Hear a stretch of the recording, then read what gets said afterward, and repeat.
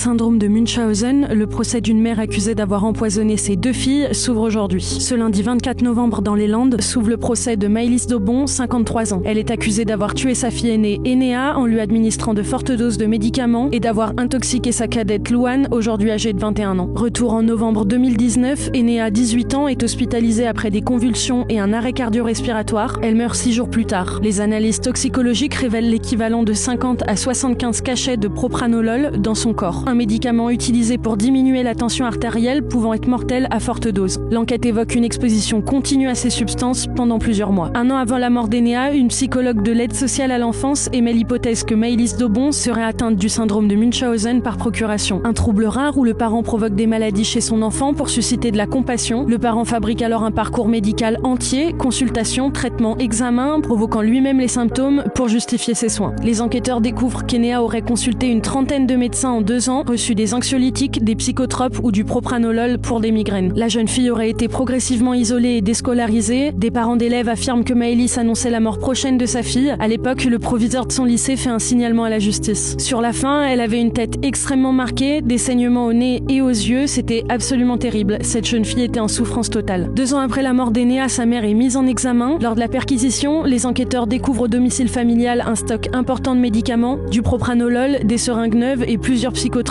dissimulés dans un placard de la salle à manger. Ils trouvent aussi dans l'historique web de Maëlys Daubon des recherches Google sur la tentative de suicide par bêta-bloquant. Quelques semaines plus tard, des traces du même médicament sont retrouvées dans les cheveux de sa petite sœur. Louane est alors immédiatement retirée à sa mère et placée en famille d'accueil, elle-même placée en détention provisoire dans l'attente de son procès. Maëlys Daubon et le père des filles, Yannick Reverdy, se disputent la garde des enfants depuis leur divorce en 2009. À partir de 2011, Enea et Louane ne voient plus leur père du tout. C'est à ce moment-là que l'ancien joueur pro de handball commence à alerter la justice et les médias. Depuis plus de 10 ans, il parle d'une emprise exercée par la mère et tente de reprendre contact avec ses filles. Aujourd'hui, il dit vouloir défendre la mémoire d'Enea et décrit ce procès comme le combat de toute une vie. L'avocate de l'accusé, maître Karine Monza, conteste totalement l'empoisonnement. Elle évoque une forte dépression chez Enea et la possibilité d'un suicide. Je suis innocente des faits qui me sont reprochés, je suis dévastée de la mort de mon enfant, c'est une douleur abyssale. Dans le cadre de ce procès, Maëlys Daubon est aussi jugée pour avoir tenté de faire assassiner son ex-mari depuis sa cellule en proposant 100 € à une codétenue. Les avocats du père de leur côté demandent la circonstance aggravante d'empoisonnement par ascendant. Si elle est retenue, Maëlys Daubon pourrait encourir la perpétuité.